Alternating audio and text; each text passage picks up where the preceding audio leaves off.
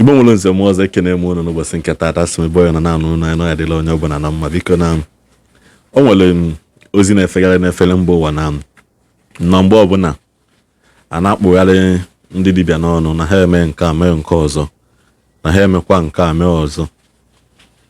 Nwanne anyị nwoke a wee pụta wee na-asị na ebubo ya na-ebo ndị dibịa na ihe dịkwanụ bụ oke dịkwanụ bụ ogene. Biko na nchọkwa unu nene vidiyo nwekwa unu ghọta ya nwanne anyị nwoke na-ekwu na ọ sị na ha nwekwu bụ ndị na-achụ àjà, ndị dibịa, ndị na-agwọ ọgwụ na ka ha si ndị ụfọdụ ndị dibịa si askam kwa boys ka some boys sikwa na askam ndị dibịa. Na o nwere ndị ya bịa lụchala ọrụ like this asị gị oke nna akwụcha gị nkwa nke asị gị nna ya bata Naijiria mee gị nta meelu gị mee gị nke ọzọ mee gị nke ọzọ. At the end of the day otu abụ n'ezi Chinwetala agosi na ọhụ na-ese abụghị deri. Biko achọrọ m ka unu soro m nene vidiyo ka unu fụ mkpu nwanne anyị nwoke ahụ nwa na-eti maka na a na-ekwuzi ha na bụ dịda ka asị na na-emegbu onye a megbuo onye a. Biko nene na anya ọnwalụkwana ihu na-eti ọnụ na ya na-eti maka na ofu aka lụta mmadụ ojezu aka niile na ọ bụzi a na-emegbu unu wee na-emegbuzi ndị ọzọ na ya bụ ihe adịghịkwana na mma. Ụmụ Igbo soro kene na m nene vidiyo unu ghọta ihe m na-ekwu n'ụbọchị nke taa. Ndị Igbo ekele m unu ndewo. N'obi eziokwu Chineke m sị ka m wetakwuru n'eziokwu Chineke ọzọ tata. Ihe abụ nke ugboro anọ m ga-ekwu gbasara udu mmiri Nwakalụ. So onye ọra na-ege mma gbalị ka m tag ya na this video m na-eme, but onye ọra na ya watch ya share ya ka o nwee ike gata aka ka ya nwa onwe ya fụ ya ọtụtụ ndị mmadụ fụkwa ya. Ihe m chọrọ ikwu gbasara ọlụ na-alụ na social media gbasara native doctors, mainly native doctors mgbe ụfọdụ okwu maka ndị pastọ. Mana ihe m chọrọ ịgwa udu mmiri Nwakalụ ọbụ ya leruo anya ọfụma. Enwere ihe ndị nchọkọ adụa na kọntent ọ na-eme. Mụ abụrụ kọntent creator, abịa m na Facebook ka ha kwụọ m ụgwọ something. So maka anyị chọpụtara na ndị kọntent creator na ụgwọ a na-akwụ ndị na-eme kọntent creator na-eme ha mgbe ụfọdụ ha na-akụ inye n'ọnụ, mgbe ụfọdụ ha akọkwa nke dị mma. So mgbe ụfọdụ onye atọ na-eme vidio na-ekwu onwe ike na-enweta views, nwee ike na-anara ego ya na every month. So mana anyị nwa na onwe anyị nọ message mụọ na onwe m particularly. So ihe m chọrọ idugwa udu mmiri Nwakalụ bụ ana m afụ ka ọ na-egwu ndị mmadụ na-eweta di ya ndị dibịa scam, ndị dibịa gwuru wayo. Achọkwa ka ya nwa na onwe ya udu mmiri Kalụ gwakwa ndị dibịa kwe enwekwa onye gwuru ha wayo, because ndị dibịa have been scamming for so many times. Enweghị na-ekwu maka ya. Ndị dọkịta na-emekwa the same mpụ, ndị nọọsis na-emekwa the same mpụ. In the name of ndị asụ ka azọ ndụ ha na-emekwa mpụ dị iche iche, na-emekwa ihe dị iche iche na hospitals. Enwere ike ibute mmadụ n'ụlọ ọgwụ kịta na asụ bifo ọ ga-akpata ya aka ị ga-akwụ ogo ole dị otu a, ị ga-agba kaadị, ị ga-eme nka. I hụrụ ya as normal system.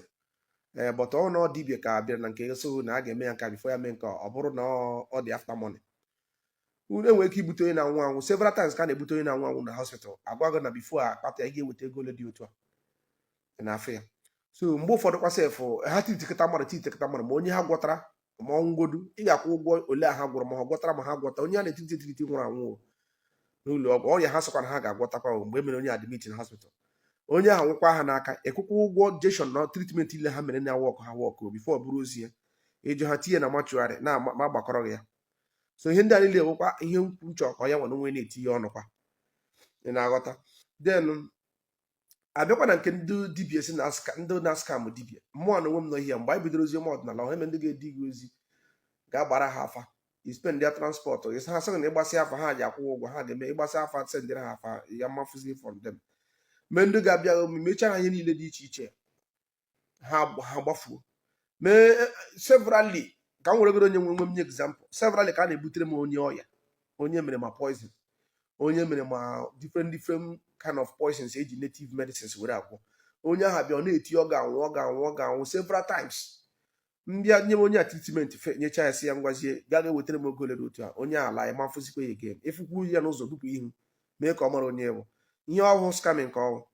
then coming to some ndị Yahoo na onye Yahoo na nwee ike bịakwute dibia so dibia gbara ya afa gbasịrị afa gwa ya lee ihe ọ ji eme ka ọ dịrị ya mma ihe ọzọ ị ga-ahụ ose ndị pictures onye ọcha sị biko na onye ọcha nọ na makwa na ndị ọcha na ọ chọrọ ka ime ihe ka akwụ ụgwọ na akwụ ụgwọ na ha ga-eshi n'ego ahụ wee rụọ ọrụ anyị sị ka ha rụọ ngwa ọwụ dibia nwee ike ịka ihe a mere mme nri mgbe m na-ebido mere na ma iji ike were mere ndị Yahoo ime ihe amecha ihe hazi ọwụzie na-enwe ka ụgwọ si wee mgbada si kwụta ụgwọzi ịmafukwuzi ichetawazie n'owe ebego m severally ma ndị na-acha akwụkwọ ndị n'obodo Igbo for 10 years for many years na-acha akwụkwọ ha ga-eji bata eme a ga-ekwe nkwa everything so na ọbata ha Naijiria ọ ga-emere nke mere nke ọ ga-abata Naijiria ọ dị bizi imegodo ihe a nweta akwụkwọ ma ọkwa na ihe na-esiri ya ike ọfụdụkwu ụmụ ego flight bata nwee ihe nọ na-eme na-aga aga ị ga-anọghị ha chụwa aja meme leta tins enwee ka o si ga eyi abatakwuzie Naijiria ịkpọkwuzie ma ọ chọpụta na ọ batara some of them nwee ike ime mistake sị ọ nwee ike imebere sị na ha abatago na ha ga-abịa before you know it ọsọ na ọ dị busy this that ọ ga-alụ ọnwa ọ gara agba nkwụ before you know it ọ laghachi onye nta na-atara ya afụ na-eme ihe niile ọ ya echeta ihe niile awụcha scam m chọrọ ka udu mmiri nwa ka alụ tinye ọnụ ị na-aghọta ọ bụ sọsọ ndị dibia scam ka a na-ekwu chukwuo ndị scam dibia kwukwe ndị gara na different hospitals etiriti ha badly ebe ndị bụ dia patient gị ụlọ ọgwụ egbuo ha the patient egbuo because hospital and Igbo most hospital ọ bụrụ na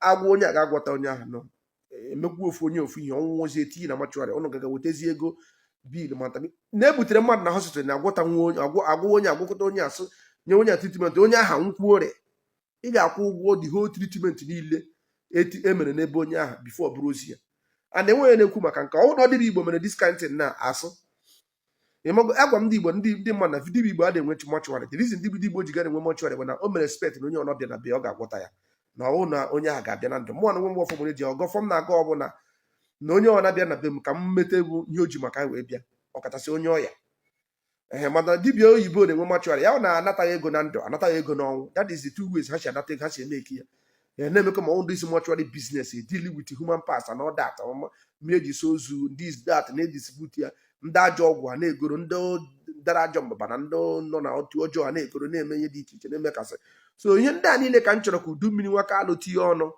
ndị dibia emegoro scams ndị gagoro na our medical hospitals etiriti ha unjustly ịghọtago ha lose their patient na ọnụ n'elu ya rekwuo ala were kwụọ ụgwọ treatment emere na awụ ọkụ ha awụ ọkụ so ihe ndị ọwụ sọsọ mgbe na dibia scam onye a dibia scam ama m na enwere scams na ihe ọbụla na-eme nwere scams na ndị dibia enwere ndị na-egwu wayo mana most of them bụ ihe ndị ọzọ mere ha ka ha ji eme ihe mana a sị na-eji ihe ụgwọ ihe ọjọọ were akwụ ụgwọ ihe ọjọọ na-aghọta that is what I believe but ihe ndị chọọ ọjọọ sọ gbata m n'uche na nsị ka m mee this video for udu mmiri nwaka alụ ka o nwee ike na onwe ya sokwa ndị dibia bring their own details ndị scam kwara ha because a na scam dibia ma onye na-ekwu okwu ya a na-ebuje mmadụ n'ụlọ ọgwụ ndị ụlọ ọgwụ nacha ahụ thousands of naira onye aha ma nwụkwa ịma akwụkwọ ụgwọ treatment ha mere nwụrụ anwụ onye nwụrụ anwụ bifo gị buru ozi ya so ihe ndị a niile bụ ihe ha ji etinye ọnụ so ihe ji na-ekwu ihe amara otu esi wee bụọ ọkụkọ sisi otu a wee bụọ ọkwa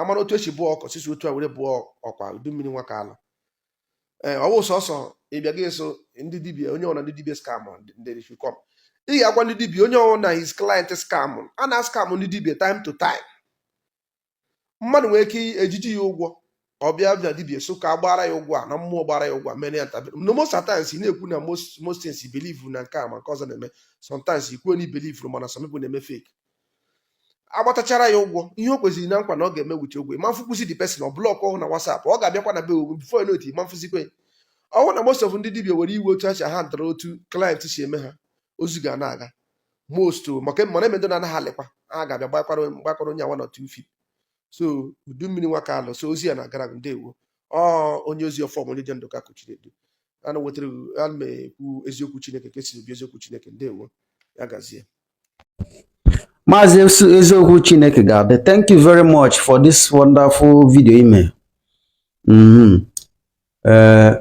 Biko mmebidogod na nke gbasalụ ndị isi na ị na-etriti ndị agha rụọ na bitriti cha ha pụọ ha ma mbịa mee ife ha kwesịrị ime nke a jọgburu onwe ha ọ bụrụ na ị na-anya ife na-adị m etinye ọnụ n'ife gbasara treatment ife gbasara ahụ omume adị m etinye ọnụ na that branch na-etikọrọ ọnụ bụ branch ịchụ aja for success branch ịgwọ ọgwụ for success ịchụ aja for to get husband, spiritual branch nke gbasara treatment aha adị m etinye ọnụ na ya maka na afịa asa another total different branch dịrị onwe ya iche, ọ bụrụ ife anyị abịa castigate be. So ọ bụ na ụdịrị ife na ị na-afụ ya mma sị na nke a jọgburu onwe ya kwesịrị itriticha mmadụ. Ọ bụrụ na eziokwu na ife itriti na itrititere ya, onye a kwesịrị ịbịa sị gị thank you with ego, with thanksgiving nọ n'elu ya. So onye na-eme nke ahụ emeta ya na n'ezi ebe m nweziri iju iti eze ọnụ na ya. O nwere ife ikwu ibido compare ebe ọrụ ndị dibịa na ọrụ ndị eze nwaanyị, compare ebe eto ọrụ ndị dọkịta. Enwegasị ife ikwụsị si ị na-compare. First of all, mma gwa gị na ịdị wrong by ị compare ife ahụ na-arụ to nke ndị dọkịta na-arụ. Ịma why? Ijekwuru dọkịta si ya na-arụ adụrọ gị, agwọ gị, dọkịta ya gwọ gị under probability na o nwere ike survive, onwe ike man survive, ọ bụ ebe gị treatment. Mana ijekwuru dibịa si ya na ịbụ injinia na ịchọ inweta contract na ya chọọ ọrụ gị aja ma ọ gwọ ọrụ gị ọgwụ ka ị nweta ya. Dibịa ya abịa gbaa afa akwa na ifugo ebe anyị si enwe problem otu unu, ọ ya abịa gbaa afa, ọ gbasịa afa ọ sị gị na ife ya eme ka ọ wụọ ọkọ. Okay, ngwa na afa ahụ na-agba na dọkịta ada agba ya, data afa ahụ na mbụ ebe anyị ji wee jide unu. Anyị na-eme na expect ka unu gba data afa ahụ, ka unu fụ ụzọ ahụ na-afụ anyị wa na-ada afụ, wee mara ma ọrụ ahụ unu ga-arụ ma spend chekwa ego a niile ọ ya wọkụ ma ọma wọkụ ahead of time. Anyị na-eme expect ka unu wuru that power unu ji agba afa na unu ji afụ ụzọ wee fụ ma ọ ya erekwa ma ọma nre. Ife abụrụ dọta ama mma ụdịrị ife a, dọta ya eme under probability, ọ pụta ome nke o ji wee bụrụ mmadụ, ọwụ ọkọ fine, ọwụ ọkọ ha ejedo ego ozu gị na mọchụarị. Mana unu a na-agba n'afa, unu na-afụ n'ụzọ, ọ dị suppose ka unu fụ ma ọ ga-awụ ọkụ ma ọma wọkụ. Unu fụ time ọ ga-eji wọkụ na time yes, onye ma anyị ji ejide unu responsible for that thing. Mbute 500,000 naira for example, si gị gwọọrọ m ọgwụ ka m nweta contract ma ka ntụta mgbada. As somebody na-agba afa, ị kwesịrị ịgba afa malụ ma arụsịkwa ọrụ a kwafusikwa ego a ọ ya aga ma na ọma nga. Ọ bụ na ọma nga isi anyị don't do it, don't waste your money. Dọkịta ada agba afa. This is why you cannot compare ọrụ gị with ọrụ dọkịta. So ịgbasịa dị afa, ọ bụ na ọ ya aga ịrụbịa ya nkara obi, arụsịa inye m time, ọ bụrụ kwarịsị isi m je nwee ndidi forever. Inye m time m enwedobe dat ndidi, isi m 6 months or isi m 5 months na mma afọ ife dị iche. That is it. Now ka nkọrọ na ife mee mụ na one dibịa n'Enugwu a around 2017-2018 mgbe ahụ na-akwụgharị ife na-esiri m ike, amarọ m wee ma amarọ m ka m mesi wee mụ wee mee. Enwere dibịa mụ na ya na-agbawo friend. So dibịa kwa ọ na-achọkwa ka o nyere m aka. Mgbe ụfọdụ sị m gokotasịa nke a gokotasịa a ka a chụọ ajọ, na-achọ ife anyị eme ka o wee nyere m aka. Mma gbu na eziokwu ọ chọrọ inyere m aka. So m bịakwa mbịa gokotasịchakwa nke ahụ. O nwere last one o mee before m bịa pụọ n'Enugwu mecha na echite bụ o nwere ọgwụ ọ gwọrọ m, o ji akwụ udene, ọ sị m gote nke a gote nke ọzọ, mgbagharịkwa gotekwa ego gotekwa ọgwọsịa dị ọgwụ gwa m ka m mesi m ya njekwe mee ya mesie ya nwere ife mfụ until hapụ Enugwu ahụ. Oge a rapụrụ Enugwu a jee to another state, gbaba mbọ chibe eze na ana ife ji egwu ọgwụ ahụ afro many result, chibe eze na ana until after like more than 1 year, almost 2 years. Mgbe bịa fụba period ma obere obere mgbe ahụ anọrọ m n'Enugwu. So nyawa through online post na-eme online, ọ bịa fụwazie na my dress na-echange go, my background, the kind of house na-anọzi post picture change go. So n'uche nke ọ ghọtago na ife change go, and the truth ife change ka mgbe ahụ. So nyawa bịa sizie je na-agwazi ndị mụ na ha ka anyị ha erikọ anwụkọ n'Enugwu a na nya alụsịrị m ọrụ ife gabalụ m chefuo ya. Ndị ahụ sizie n'azụ bịa na-agwa m ya na-achị n'uche nke ya na ọ na-efilu na ọ lụsịrị m ọrụ nchefuo ya, chọọ m ịbịa nye Thanksgiving. Mana mụnwa bụ onye anọ ebe anọ mara ife mụ na ife jel before m fụ period m anya ama na ife anyị ji wee rụọ ọrụ ahụ na ọrụ gara. I even left that business I ji wee rụọ ọrụ a baa into another business. Ama m ife m sọfara buy into another business entirely. Ọ na-etake almost 2 years before m bịa fụwa period m obere. Now season na social media dibia na-ekwu ya ọ na watch ife na-ekwu. The only reason mụ na ya na-aba akpabe ife a bụ na ọ gwabeghị m ya face to face. Mbọsọ ya gwa m mma aka amụda m wee gwa ya ka ife si wee je. Because ọ na-eche na m achọghị ibe nye Thanksgiving. Mana ọ ma na ọ bụla ife ọ rụrụ wọkụ na ata m ezigbo afụfụ. In fact, na ife ji wee gwọ ọgwụ asef na ahapụgodo m the business na enwe ife m fụrụ there. Buy into something else before wee nwee chiọma wee nwee photo period m anya. Nya ọ na-achọ ka o take the glory. So ife njikọrọ na ife ahụ maka gịnị? Ngwa bụ dibia sị na ị na-awụ ịrụchara mmadụ ọrụ na ọ bịa nye gị Thanksgiving. Ka m gwa gị, ịrụ ọrụ mmadụ ọrụ ọ na-eme expect ka that thing mee within a certain period of time. Ọ bụ na mmadụ for an engineer for example na-achọ contract. O wee bịakwute ọ chọgo that contract for a long time o nweta eme o ji ebịakwute gị ma ọ bụ na ọ na-afịa alụ before o nweta ya. Nwere ka ọ nọcha 7 months before o nweta one contract. O bịakwute gị ka ị chụọ aja ma ka ịgwọ ọgwụ ma o mee nke ihe emenwu ka ọ dịrịziere ya easy na-enweta the thing. Na ị bịazie bịa chụba aja gwọsi ọgwụ si ya jee nwee ndidi. N'uche nke ya ọ na-ebu okpu imesi ife onye na-eme ọ pụta mekwa apply ọ na-etinyekwa application ọ na-etinye eme ya approve. Ọ bụ na eme ya approve in 1 month eme in 2 months or highest 3 months or 4 months ife abụ ife bụ n'obi. Na imesigosi aja enwe ndidi ọ na-etinye application adịghị eme approve ọ na-etinye application o mee ya complete 5 months onwe ife ọfụ anya achaghị red agụ abaghị anya. O mee complete 7 months onwe ife ọfụ with time o chefukwa ori aja gị ahụ ma ọgwụ gị ahụ chụbazie n'ike nke aka ya ọ kwụsịkwa ori ọ bụ na nwere ife ibinyere me ọ kwụsịzie irekwa the thing self. Ọ chụkọtazie o nwere ike ọ chụta the thing under 9 months or 8 months mgbe ahụ o chefuchagoro ife ahụ ị na-emesi n'ime ịlụrụ ya ọrụ. Na o nwezi ka o si jamzie ife under 7, 8, 10th month imezi expect ka o believe nọ ife ịrụrụ work. Onye me nji wesi unu na-asị mmadụ jee nwee ndidi after unu rụsịrị ọrụ gwa ya how long ọ enwedobe dị ndidi.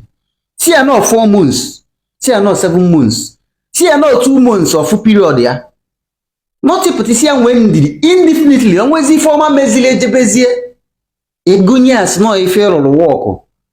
No, onye ahụ ire na ọrụ ịrụrụ wọkụ oke ụlọ ode ahụ gwụbara gị ife ihe anya na ije ejere before nweta ego ahụ ịfụrụ ifiri na o nwezi kịta ihe mara na ọ bụrụ ọrụ ịrụrụ wọkụ akwe na ha anụ. So ọ dị ka mmiri ewiri ọpụtasị enwere ndị mgbe ọ pụtasị na ọ bụ na ọrụ gị ọrụ ịnọ na-asọbalị 1 year na ịfụrụ period gị na gị ije chọọ ebe ọzọ. That 1 year for me dị too much because 1 year without ịgwọ ọgwụ ma ịchụ aja ọ dị possible na ọ bụgo na ị na-atụ mgbada for example as long as na idebere aka gị na kọmputa mana phone gị a continue na-atụ ya 360 something days the possibility na ihe enwetalili at least 1 mgbada ya akwụgwọ ụgwọ dị. So I expect ka a na-enye mmadụ time ịlụsarị ọrụ si ya na inyere 7 months, si ya na inyere 2 months, si ya na inyere 4 months so that ife ahụ mee within that period inyere ya audition ọ ife rụrụ wọkụ not mgbe onye atakọtagoro afụfụ ike gwe o chefukwa ọgwụ nwa ibuyere ya jewe ebe ọzọ last the thing ọ tacha afụ onwe chiọma ime expect ka o kwete na ife rụrụ wọkụ.